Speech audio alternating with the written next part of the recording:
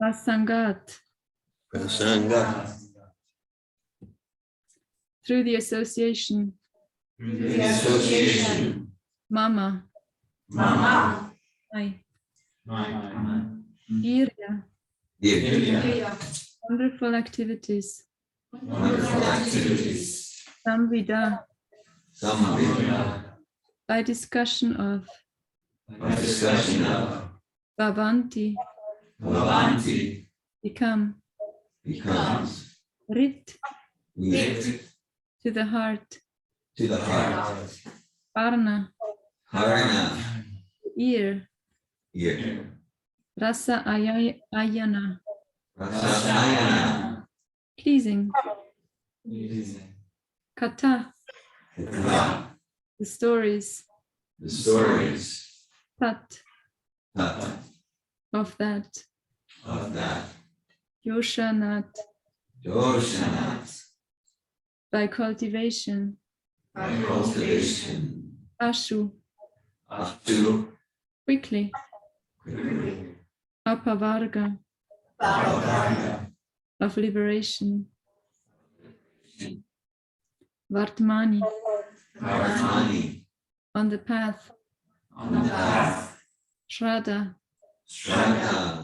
Firm faith. Rati. Attraction. Bhakti. Devotion. Anukramishati. Will follow in order.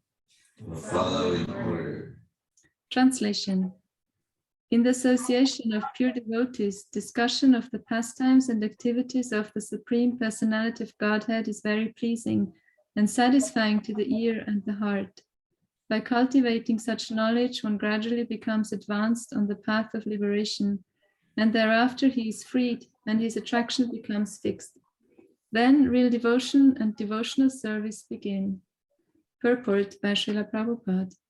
The process of advancing in Krishna consciousness and devotional service is described here. The first point is that one must seek the association of persons who are Krishna conscious and who engage in devotional service. Without such association, one cannot make advancement. Simply by theoretical knowledge or study, one cannot make any appreciable advancement. One must give up the association of materialistic persons and seek the association of devotees, because without the association of devotees, one cannot understand the activities of the Lord. Generally, people are convinced of the impersonal feature of the Absolute Truth. Because they do not associate with devotees, they cannot understand that the Absolute Truth can be a person and have personal activities. This is a very difficult subject matter, and unless one has a personal understanding of the Absolute Truth, there is no meaning to devotion. Do you hear me well? Yes. Because I hear an echo. You don't hear an echo. Well, we should put ourselves on mute. That would be a better sound for everyone. Okay. Yes, echo is gone. Thank you. This is a very difficult subject matter, and unless one has personal understanding of the Absolute Truth, there is no meaning to devotion. Service or devotion cannot be offered to anything impersonal. Service must be offered to a person. Non-devotees cannot appreciate Krishna consciousness by reading the Srimad Bhagavatam or any other Vedic literature wherein the activities of the Lord are described. They think that these activities are fictional, manufactured stories because spiritual life is not explained to them in the proper mood.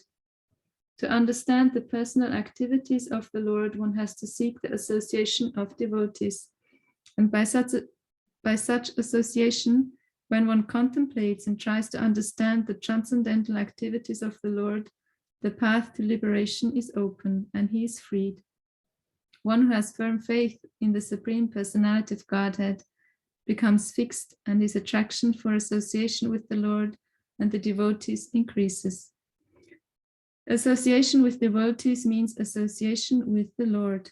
The devotee who makes this association develops the consciousness for rendering service to the Lord, And then, being situated in the transcendental position of devotional service, he gradually becomes perfect. So before speaking, I want to pray that what I say may represent the message that Srila Prabhupada gives us and Krishna and all the saints, and that it's not, that I don't deviate from it or add something that's not true.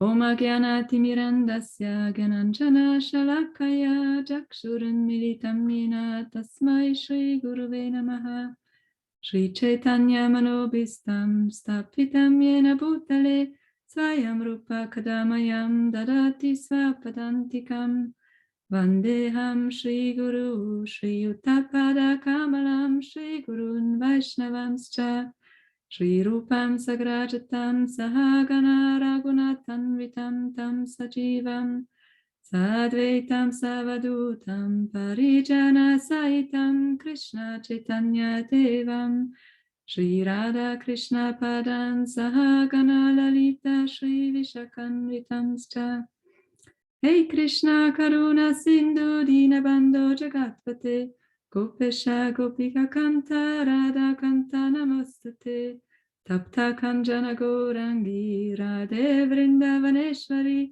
Rishabhanu Sute Devi Pranamami Hari Priye Panchakalpa Tarubhyascha Kripa Sindhubhya Evaja Patitanam Pavanebhyo Vaishnavebhyo Namo Namaha Shri Krishna Chaitanya Prabhu Nityananda Shri Advaita Gadadhar Shri Vasadi Gaura Bhakta Vrinda Hare Krishna Krishna Krishna Hare Hare Hare Rama Rama Rama Hare Hare Nama Om Vishnu Padaya Krishna Prishnaya Bhutale Srimate Bhaktivedanta Swami Niti Namine Namaste Saraswati Devi Gauravani Pracharini Nirvishesha Shunyavadi Paschatya Desha Tarini.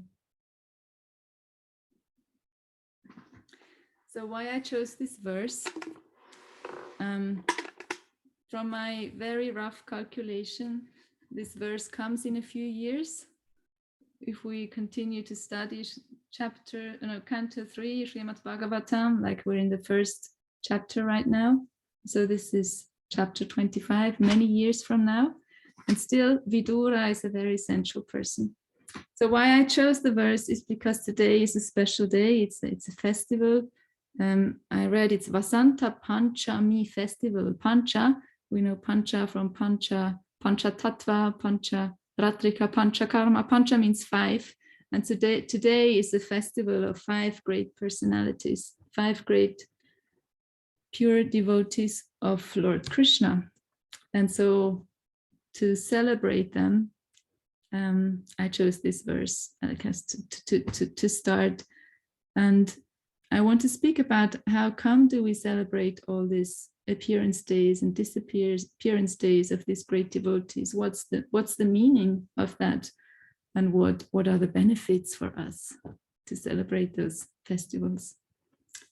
So today we celebrate the disappearance day of Srila Vishwanath Chakravarti Thakur and the appearance day of Sri Pundarik Vidyanidhi, the appearance day of Sri Raghunath Das Goswami, and the appearance day of Sri Raghudananda Thakur, and the appearance day of Srimati Vishnupriya.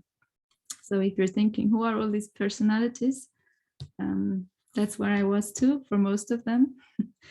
And I will not speak about all of them. I picked out 3 personalities that I would like to mention today in this class. So where we're at, just to give some context, in Srimad Bhagavatam, we are actually hearing now Srila Prabhupada, what he heard from Vyasadeva. And Vyasadeva is writing down what he heard. No, he's writing down what, oh, now I'm going to get confused. I practiced this. I wanted to explain it to you. So we're hearing about someone who's hearing. And we're hearing the conversation that Vidura has with Maitreya. So Vidura, he's going to travel to Maitreya and he's going to ask Maitreya questions, and Maitreya responds. And what he's sharing in this verse is actually what he heard from Lord Brahma. And we are hearing it in the situation where in Naimisharanya, there's the gathering of all the sages, and Shonaka Rishi is the leading sage who's asking the questions to Sutta Goswami. And Sutta Goswami is sharing what he heard in the conversation between Sukadev Goswami and Parikshit Maharaj. So are you confused now? Good. So we're hearing what someone else is hearing. And association is mentioned in this verse. It describes association and how important association is and what effect association has on our consciousness. And here in this verse, we hear about association with pure devotees. So if we want to get on a path of getting to know God through devotional service, it's important to see who are we associating with, who are we learning from, who are the persons we learn from. And to start, I wanted to share a little bit about my own life. And I was around between the age of 22 and 25, I started to really get an idea or get, I had to admit that there is a lot of misery in my life and that I was not having a solution for all these miseries. And I had just left home and moved together with two friends. So we were sharing a house, and one of my housemates was called Maya. She was called Maya, and she was into Krishna consciousness. And so I heard a lot from her, and I got this Krishna consciousness is not for me. She shared about, she had, there was particular rules about cooking and things. And I didn't like these rules. I just understood it's about rules and how we dress. And then one day she came home, she was away like on some associating with other devotees. I didn't have that language then. She was on a camp with her friends. And there was a guru there, an Indian person. And she came home and she said, I am no longer Maya, now I am Mangala Devi Dasi. And I thought, oh, okay, new name. She said, yes, I found a spiritual master and I got initiation and now I am Mangala Devi Dasi. And I remember at that time I got how she was so happy and so peaceful, and I got her energy, and I started to cry because I felt so envious of her. I wanted to find that peaceful place too. I also wanted to find, oh, this is my path to God, and I was looking for that, and I was reading a lot. I was reading a lot about Lord Jesus and St. Francis, and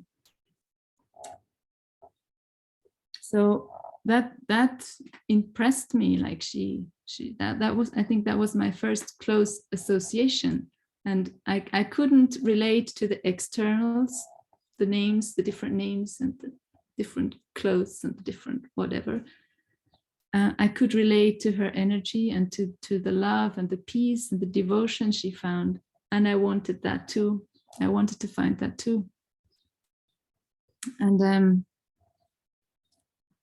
I read, as I said, I read a lot about Jesus and about this love of God, unconditional love. And I thought, how can I develop unconditional love? I have no idea how to do that. When I look at my relationships, I'm just scared of people. And when I am with people, I come up with all this resentment and all this judgment, and I just feel like I don't belong. So how can I develop unconditional love, or even like a little bit of sense of connection or some feeling for another person? And then that same friend, Maya, who was now Mangala, she inspired me to take the Sattva Foundational Seminar. And I was at that point, I had moved out from the house because I knew Krishna consciousness is not for me. That's not my religion. And I took the seminar because I had just started as a teacher, working as a teacher, and I wanted to improve my skills, my communication skills to speak with parents. And so that's why I took the foundational course. And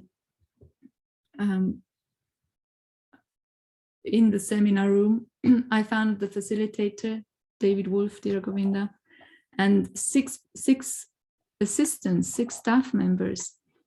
And I got like very early, wow, they live this love that I am looking for. They seem to know how to be genuine, how to be authentic, how to be honest, and how to love even me, like by showing me understanding, showing me empathy, showing me giving me feedback, how they experience me. And I was so moved by that, and I thought that's what I want to develop. And there seems to be hope. There seems to be hope to develop. There are skills that help me, like look at myself and purify the resentment in my heart, the envy in my heart, the loneliness, there is something that can break the crust that I had around my heart. And it was after the seminars that I then stayed on to take the advanced course,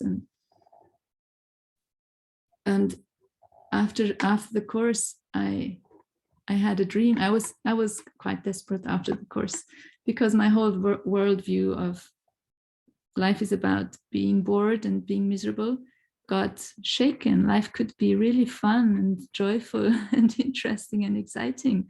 So that was a shock for my system, and it took me a long time. I'm still adjusting. So I had a dream, and in that dream Srila Prabhupada appeared. I didn't know that was Srila Prabhupada. I just saw this Indian man, and he said to me, chant and be happy. And it was only like weeks later that I got Bhagavad Gita, and on the back of Bhagavad Gita there was this man from my dream. And I understood, oh, this is Srila Prabhupada. So all this had like a huge impression on me. So this, starting with Mangala, and then being in the seminar room with dedicated, loving staff members and facilitator, and then this dream where Srila Prabhupada appeared. It was a dream, and still it was like a real experience. It was like a real encounter.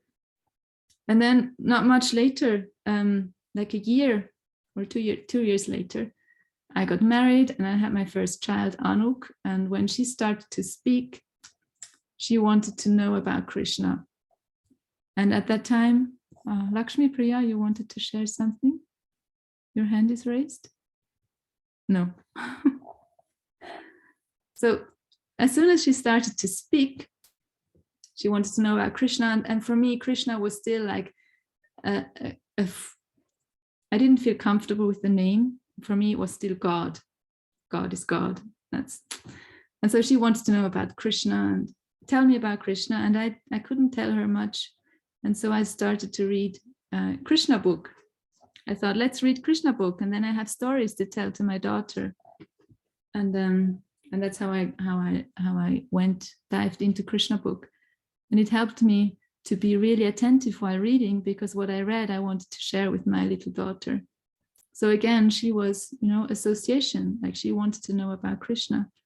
And so all these memories came to me that, also in my experience, I read about Jesus, Lord Jesus Christ, his love, his selfless love, and his prayers.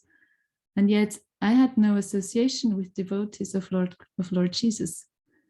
And so it stayed dry for me. I had no access, really. It was just like knowledge, some kind of little bit of knowledge. And then when I met devotees of the Lord and I started to associate with them, and they started to come into my life more and more, that's when it all came to life. And so, yeah, it seems that I thought that's kind of a real life example of what is described here in this verse. An association is very, very powerful. And there are two ways. Srila Prabhupada explains that there are two ways of association. So we can associate through the form, through physical form, like you're doing there in Florida. You're all together in the same room. So that's physical, vapu. And then there's Vani association, that's association through sound vibration. And that's what we're all doing here. Like we're hearing Srila Prabhupada's teachings. We're hearing Maitreya speak to Vidura. But actually it's Vyasadeva and it's Sutta Goswami Shukadeva. So we're hearing all of them. We're associating them with them through sound vibration. And it's said that a pure devotee, he lives forever in his teachings. That's how they stay with us. And so today, celebrating all these personalities, they are still with us, although they lived, like Vishwanath Chakravarti Thakur was born 1638, Raghunath Das Goswami 1494, and Vishnupriya also 1494. So like 500 years ago, 400 years ago. Maitreya speaking to Vidura, that's like 5,000 years ago. And he's actually, sharing what Lord Brahma told him, and I don't know how many million years ago that is. So sound vibration, transcendental sound vibration, it never ends. It never disappears. And yesterday we were reading in Krishna book, in our Krishna book reading group. We were reading, and I want to read that to you because I find it just explains even more how association with pure devotees, Mahatmas, what effect that has. And it's we are reading about, there's like a solar eclipse, and then the Yadus, so all the family of Lord Krishna and all the residents of Vrindavan, including all the gopis, Srimati Radharani, the parents of Krishna, they all gather together, and also all the sages like so Vyasadeva, Narada Muni, they all come because Krishna is there. So it's like a huge gathering of all these very special personalities. And they ask Lord Krishna to speak to them.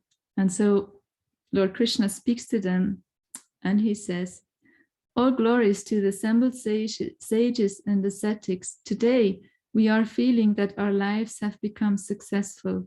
Today, we have achieved the desired goal of life because we are now seeing face to face all the exalted, liberated sages and ascetics from even the great demigods in the heaven, whom even the great demigods in the heavens desire to see. Persons who are neophytes in devotional service and who simply offer their respectful obeisances to the deity in the temple, but cannot realize that the Lord is situated in everyone's heart, and those who simply worship different demigods for fulfillment of their own lusty desires are unable to understand the importance of these sages. They cannot take advantage of receiving these sages by seeing them with their eyes, by touching their lotus feet, by inquiring about their welfare, or by diligently worshipping them." And then I'll leave out a little purport by Srila Prabhupada. "One cannot purify himself by traveling to holy places of pilgrimage and taking bath there, or by seeing the deities in the temples. But if one happens to meet a great devotee, a Mahatma, who is representative of the personality of Godhead, one becomes immediately purified. In order to become purified, there is the injunction to worship the fire, the sun, the moon, the earth, the water, the air, the sky, and the mind. By worshipping all the elements and their predominating deities, one can become free from the influence of envy. but all the sins of an envious person can be nullified immediately, simply by serving a great soul. My dear revered sages and respectable kings, you can take it from me that the person who accepts this material body made of 3 elements, mucus, bile, and air, as his own self, who considers his family and relatives as his own, and who accepts material things as worshipable, or who visits holy places of pilgrimage just to take a bath there, but never associate with great personalities, sages, and Mahatmas, such a person, even in the form of a human being, is nothing but an animal, like an ass. So this is Krishna speaking, and then it continues to explain how the sages were totally amazed and impressed because Krishna was so direct and so straightforward. Like if you don't associate with a Mahatma, with a great soul, with a devotee of the Lord, your life is no different than the life of an animal. So that's how important it seems to be to associate with the great souls, And in my understanding, great souls, yeah, everyone here, we're all great souls. For some reason, somehow we came to this place of hearing about God, hearing about Krishna. And then there are so many more advanced great souls or eternally liberated souls who we get to associate with and learn from and get inspired by. And one of them is Vishwanath Chakravarti Thakur. And I thought, oh, I don't know anything about Vishwanath Chakravarti Thakur. Let me read about him. And I looked, so he in the parampara, in the disciplic succession where we hear from. So there's Srila Prabhupada, Bhaktisiddhanta Saraswati, Srila Gorakishore Das Babaji, Srila Jagannath Das Babaji. I left out Sri Bhaktivinoda Thakur. And then there's Srila Vishwanath Chakravarti Thakur, and it goes back to Srila Narottam Das Thakur and Lord Chaitanya, and then back to Lord Brahma. So Srila Vishwanath Chakravarti Thakur, he was born in 1638. And actually, we meditate, we associate with him every day, or every time we sing Samsara Davana Dalida Loka. He composed this song out of love and devotion to his spiritual master, which is Srila Narottam Das Thakur. So I looked at the prayer, and in that prayer, it said that all the songs of the great acharyas, their shastra, their eternal truth are described in these songs. And what we hear and learn in the samsara prayers, that's actually already like that's the heart of Vishwanath Chakravarti Thakur's message. His devotion to the Lord, to the Guru, to the spiritual master. And Chakravarti actually means he who expands the chakra of bhakti. So Chakravarti Thakur, Vishwanath Chakravarti Thakur, he has the potency to get the chakra, the wheel of energy of bhakti, spinning and coming out. So that's his potency. And he sings in this song, he explains to us that pleasing the spiritual master is the same as pleasing Krishna. And I heard that many times before and didn't realize that I wasn't understanding what that means. And as I was preparing, I just felt so much appreciation. Like to please the spiritual master is so much easier than pleasing Lord Krishna. At least for me, Lord Krishna, who is Lord Krishna and where is he? And I read he's everywhere, his energy is everywhere, he's the heat in fire and the strength in the strong and the wisdom in the wise and the scent of the earth. And so I can read all that and hear all that, but how can I please Krishna? How can I do? What is pleasing to him? How can I get to know him? And the spiritual master is so much closer to us. We can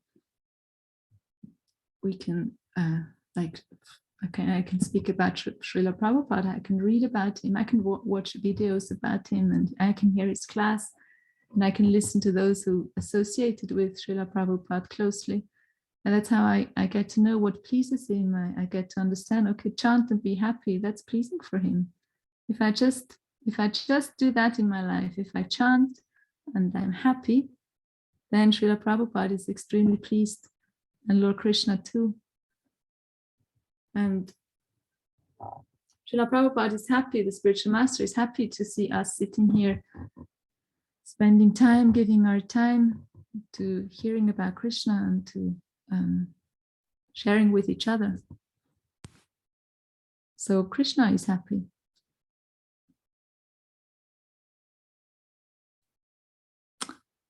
And then Vishwanath Chakravarti Thakur, I didn't research a lot more about him. I was feeling satisfied with this pearl.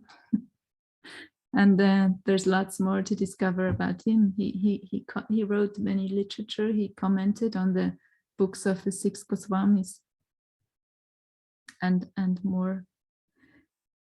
And so that leads me to Raghunath Das Goswami. So he's one of the 6 Goswamis, and he was born in 1464. Goswami is one who masters the senses. So he's someone who gets that fulfilling the senses is not going to bring the happiness and the security and the whatever we are searching for. It's not going to come through the senses, or if it comes, it's just for a very short while, and then there's misery again. So that's a Goswami. A short summary of what a Goswami is. So he was Raghunath Das Goswami. He was the son of very wealthy parents, and he met Lord Chaitanya at the age of 15.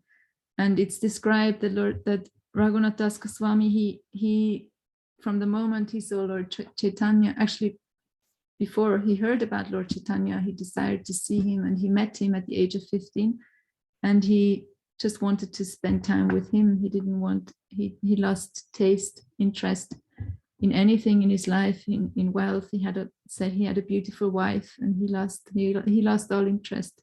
He just wanted to join Lord Chaitanya, and he did. And in order to do that, he needed to escape from his parents, and they would get him back, and they would have guards, and he would trick the guards and escape. And finally, he did join Lord Chaitanya in Jagannath Puri and spent his time there. And when Lord Chaitanya left his pastime, Raghunath Das Goswami was so he felt so much pain. He thought he couldn't continue to live without Lord Chaitanya, and he went to Vrindavan to commit suicide. And that's where Rupa Goswami and Sanatana Goswami, they found Raghunath Das Goswami, and they engaged him. They didn't allow him to take his life. And Raghunath Das Goswami, the beginning of his first name's Radha. That's that's my bridge to memorize who is Raghunath Das Goswami. Radha, he teaches love of Srimati Radharani. So that's described as the topmost love. If we come to the understanding to serve and love Srimati Radharani, that's described as the highest goal. What that means, I am not able to explain to you. It's something we can that will get revealed to us, I trust. So Raghunath Das Goswami, he had that realization, he had that understanding, and it's described his daily life. When he was in Vrindavan, he would rest 90 minutes sometimes. Sometimes he would not rest at all. He would not sleep. He would chant at least 64 rounds every day. Each day he would speak about Lord Chaitanya and his pastimes for 2 hours. Actually, I read that in Chaitanya Charitamrita, Krishna Kaviraj Goswami, when he speaks about Lord Chaitanya's pastimes during the night, he heard that from Raghunath Das Goswami. And what he did, he offered 1,000 obeisances to Lord Krishna every day. So like when we bow down and to the deities or to the spiritual master, I think somewhere it said that we should do it 3 times a day, at least 3 times a day. So Raghunath Das Goswami was doing that 1,000 times a day, and he was offering 2,000 times obeisances to the Vaishnavas. And that's what part of what he was doing all day. He was offering obeisances to the Vaishnavas and he was embracing them. And Raghunath Das Goswami also, he did deity worship. Time passes so quick. I might say a few words about deity worship afterwards, but he worshipped Govardhan Shila, so like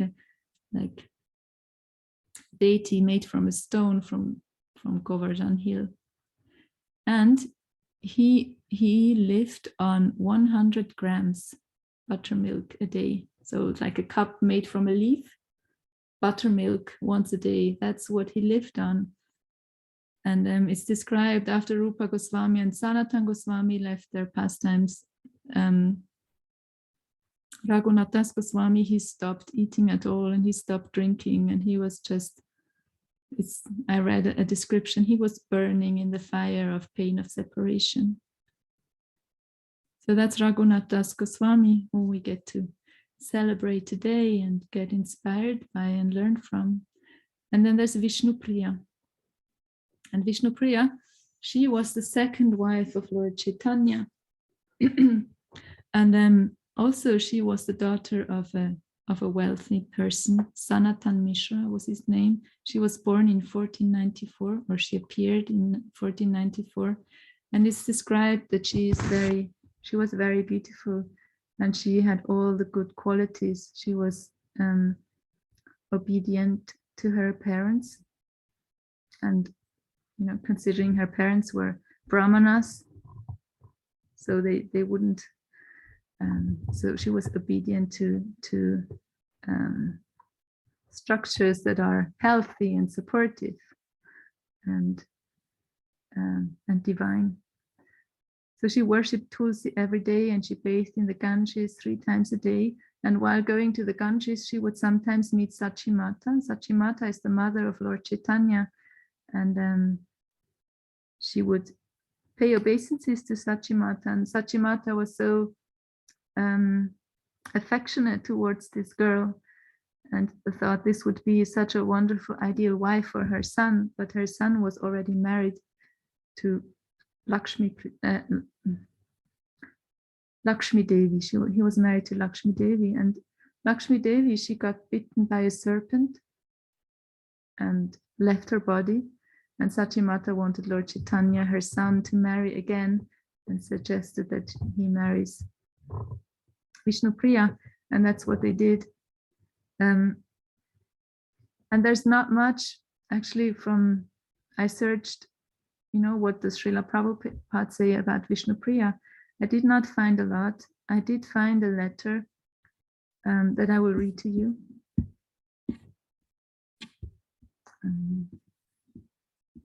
And he was writing to Govinda Dasi. And it seems Govinda Dasi, that she was just like, her husband had just left her for some other girl. And he wrote to her and said, now you become mixed up in Krishna business and live like a chaste Hindu widow woman. There are many ideal young Hindu widows who do not dress nicely at all, do not comb the hair, and who take bath 3 times daily in the Ganges, wear white sari, and are engaged 24 hours a day in chanting Hare Krishna mantra. The vivid example is Vishnupriya Devi, Lord Chaitanya's wife. When Lord Chaitanya left home, accepting the renounced order of life, sannyas, at that time, Vishnupriya was on the summit of youth, 16 years old. But when her husband became sannyasi, she also became greater than sannyas. She was chanting her rounds on the beads, and after 1 round, she was collecting 1 grain of rice. In this way, all day and night, as many rounds as she could finish, that many grains she would cook and eat. Just Just see how much austerity she underwent. Vishnupriya is the incarnation of the goddess of fortune, but to teach us how much austerity and penance she underwent, I think you should follow the footsteps of Srimati Vishnupriya. So here Srila Prabhupada gives a very short explanation of Srimati Vishnupriya and what she was like. So just imagine, like today, so there's this it's a festival day, and I know it's suggested to fast. And I had no intention to fast when I got up. And then I thought, okay, yes, I will fast today. I'm going to give class, so it's good. I'll get some purification. I'll fast. And then as the morning went by, I started to feel so hungry, and I felt like every cell in my body gets hungry and angry and just wants to eat. And I was considering, okay, well, if I get really hungry, I better eat than get, just totally lose my balance. And I thought of Vishnupriya, and I thought, okay, what she ate every day was like, for each round she chanted on her japa, she would put aside 1 grain of rice. And then at night she would cook only those grains, and that's what she would eat. And I had this insight that for me it's so like it's a challenge to fast for half a day for my body. It's challenging for my body. And why is that? Why is it challenging? And I thought it's like I have not realized that my happiness and my security will not come through eating or through anything material. I don't have that realization. I have that desire.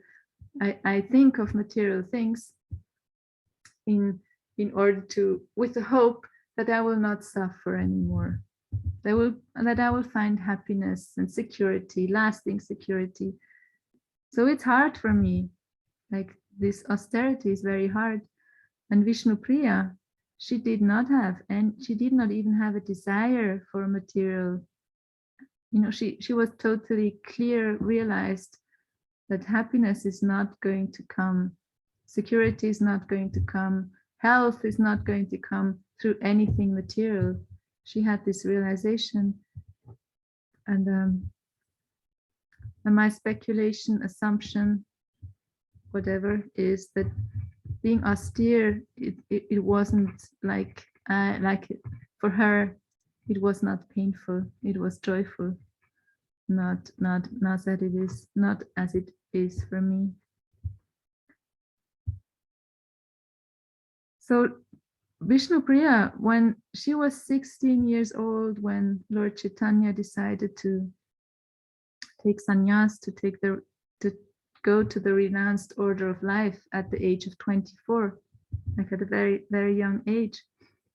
And even before, she did not get to spend much time with him because he was traveling and preaching all around the area. So he wasn't home a lot. And I discovered a conversation which is said to come from Chaitanya Mangala, which I have not read, and Chaitanya Bhagavata.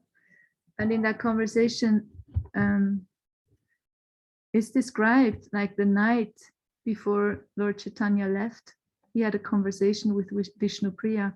And why I want to share it is because when I heard this, so this 24-year-old man left his 16-year-old wife, I thought that's quite, from my point of view, I would need a very hard heart to do that.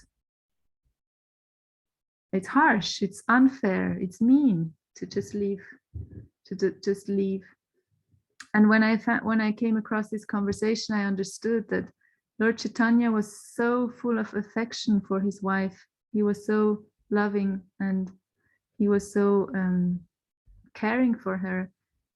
And he explained to her, and she came to the place of total well, anyway, as the goddess of fortune, she has full unconditional love. She came to this place of, yeah, do what you must do, and I let you. And it's described that Lord Chaitanya, when he left the deity of himself with Vishnupriya, and Vishnupriya, she worshipped that deity of Lord Chaitanya for another 80 years. 80 years. So she was 96 when she left her body.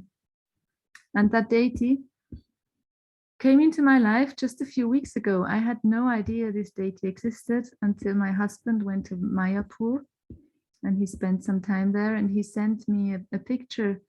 I said, hi, look, today I went to this temple, and this temple, Dameshwar it's called, and there's a beautiful deity of Lord Chaitanya, and he sent it to me.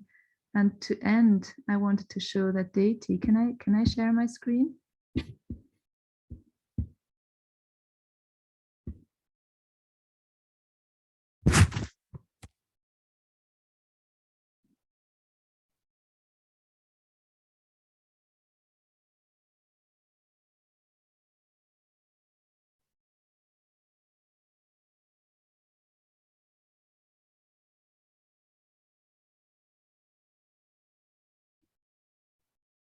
I think you can share screen now. Okay.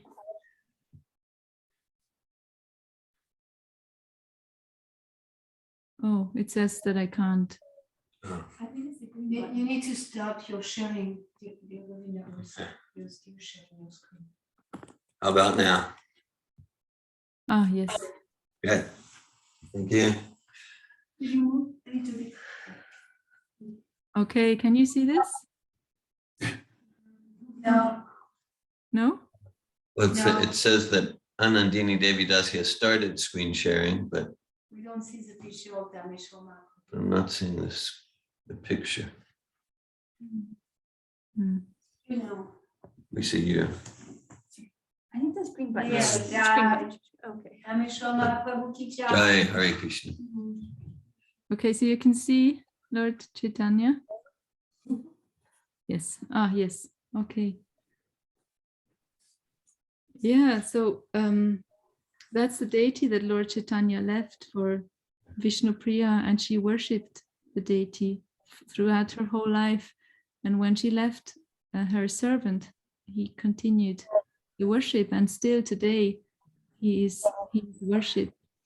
And I was going to speak a little bit about deity worship, and I just see the time, and I want to leave time for discussion. So I will leave it here, and I'll read the verse again. Thus consciously engaged in devotional service in the association of devotees. Oh, no, that's the next one. In the association of pure devotees, discussion of the pastimes and activities of the Supreme Personality of Godhead is very pleasing and satisfying to the ear and the heart. By cultivating such knowledge, one gradually becomes advanced on the path of liberation, and thereafter he is freed, and his attraction becomes fixed. Then real devotion and devotional service begin. Hare Krishna. Hare Krishna. So any sharing, questions, experiences, additions, corrections? What's happening for you? Related to your personal sharing, I remember it was the final day of the Sappho Advanced Seminar, and we were in the whole group, and you asked the question. You asked, because you saw this. You asked, in order to staff, do we need to wear these neck beads? I remember. Yeah. Because you wanted to help out. I'll just mention Anandini conducts Sappho courses and Sappho coach training. She's the director of the German-Swiss branch of Sappho, and but yeah, you wanted to participate, you wanted to help, you wanted to staff and serve, but you asked like, do I need to wear these neck beads? Please. So I remember specifically. Yes, I remember. Now and now you're even wearing the neck beads, even though you don't need to. Yes. Yeah. That's the result of great transformation.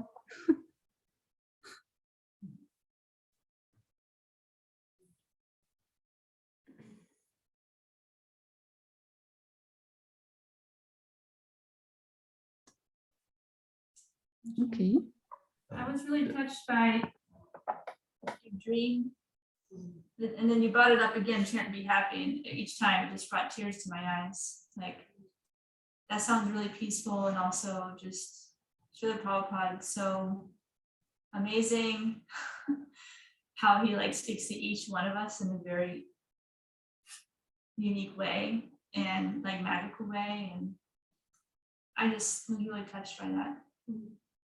And I love the idea of just chant and be happy, and like that be like the overarching rule and guiding principle in my life. It just sounds like, oh, can I just do that and stop being so, distressed and disturbed, and like I would like that. Yeah, it's very attractive. It's not like such a simple life to just be satisfied with chanting and being happy. Yeah, the instruction that Prabhupada gave to you and said many times to many is the instruction is not just to chant, but the instruction is to be happy too. That can be an austerity. That's hard. That's hard, yeah. but if you want to please Prabhupada, we need to like do the discipline the mind, be satisfied, be peaceful, chant and be happy. That's like an eternal instruction. Oh no, we have to be happy too. How are we going to manage that? Satisfaction is the austerity of the mind. Mm. Well,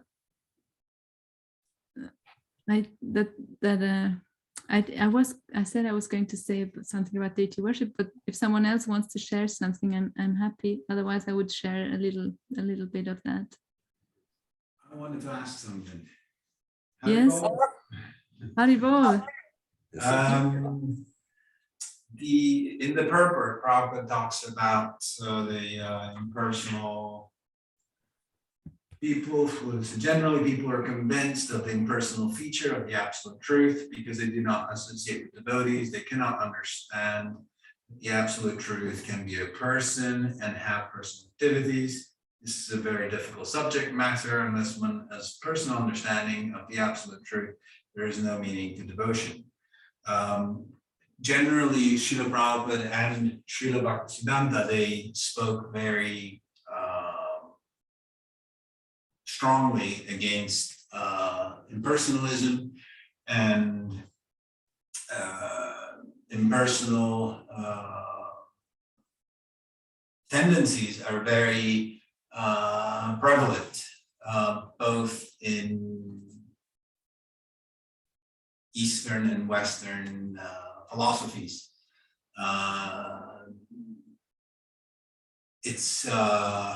It's actually quite rare to find somebody who is true personalist. My heart for sure is contaminated by impersonal tendencies. Now, Krishna has the personal aspect and he has the impersonal aspect. My question is, why do you think that Srila Prabhupada and Srila Bhaktisiddhanta and our acharyas, they emphasize so much the importance of, they warned against impersonalism? Is my question clear? Mm-hmm. Yeah, like what I understand is you're asking how come were they so strong about personalism and even warning us, like as though impersonalism is dangerous. Yes. Yeah. Well, I like your question.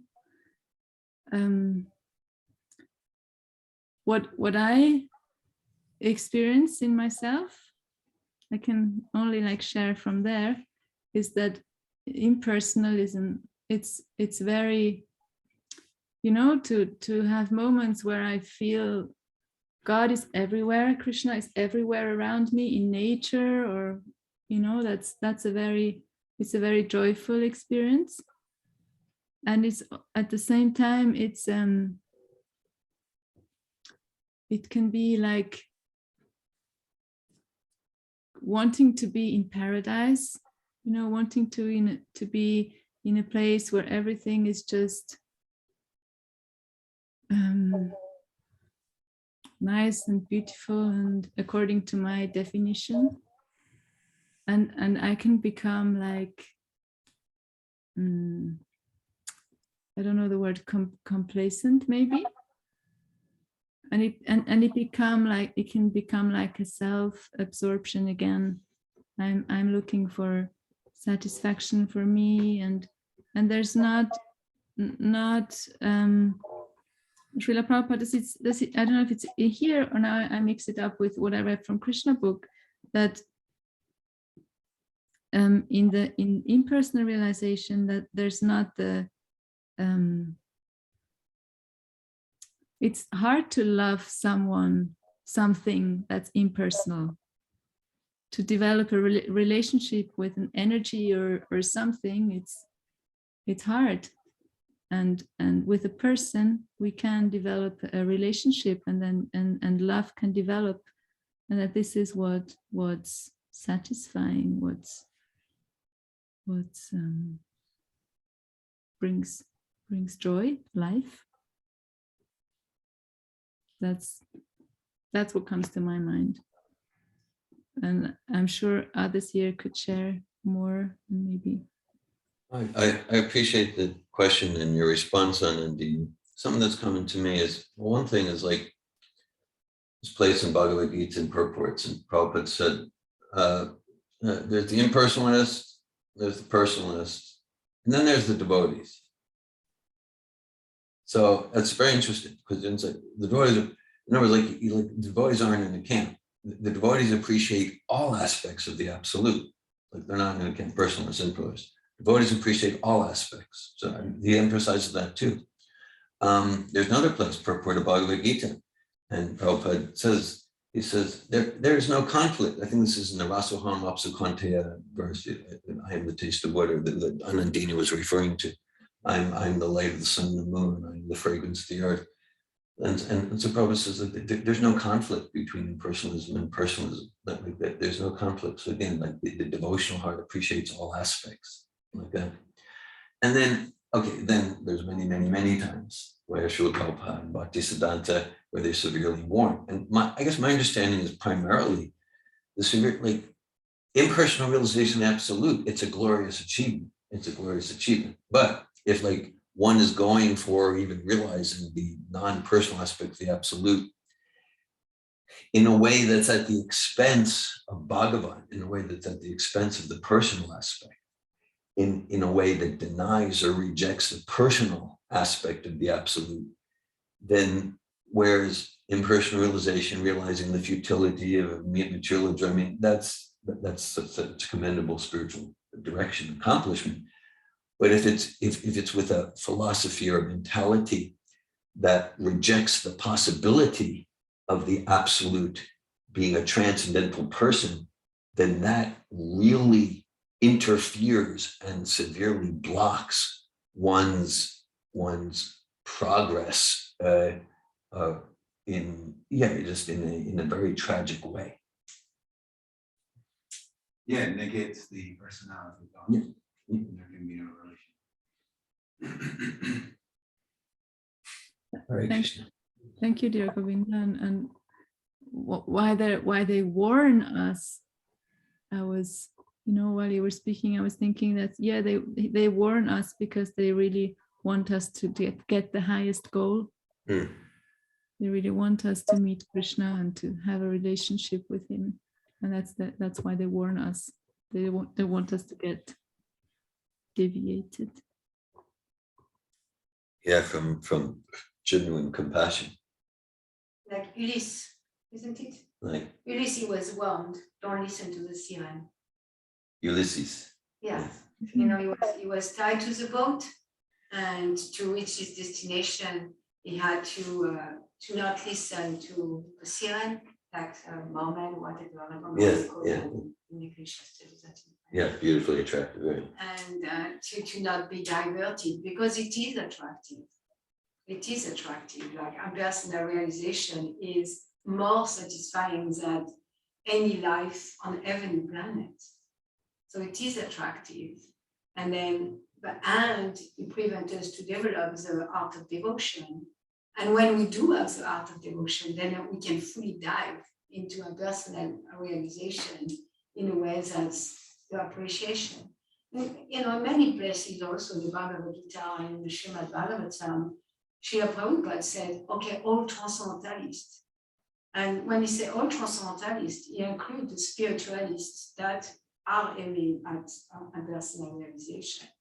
So there is so much nuances, because sometimes they are considered spiritualists, transcendentalists. There are people who are aiming at impersonalism, and sometimes there is that wrong name because already, because it's inside of us, all of us, we want that somewhere. Yeah, So because we all want it, it's like, the destroyer of Shunyavad. yeah, you don't want to listen. The siren are very attractive. They are like singing to your ears all the time. And don't listen to them. Don't listen to them. If you listen to them, you're going to get lost. Yeah, thank you. I appreciate the question. I appreciate seeing you, Sanaka. Like you were, that was part of the devotee association that was coming into my life when I took the Sattva seminars. I went to England to staff a seminar, and it was full of gurukuls and Vaishnav youth. yes, and Yes. I didn't understand. I was so impressed with Vaishnav youth. I found like, wow, they just have some power in them.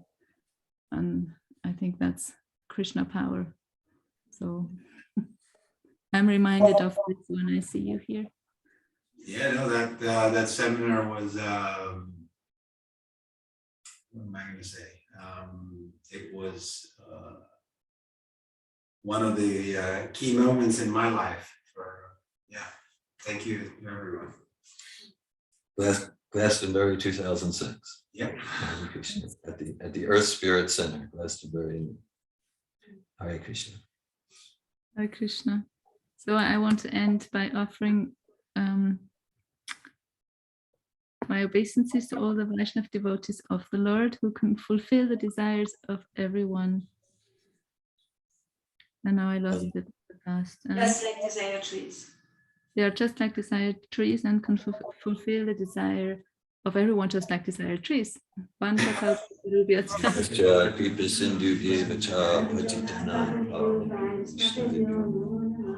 Srila Prabhupada ki jai. Jai. Shri Vishwanath Chakravarti Thakur ki Jai. Shri Raghunathas Goswami ki jai, and Shri Mati Vishnu Priya ki jai. Thank you all. Thank you, Anandini. Thank you for enlivening us. Hare Krishna. Krishna.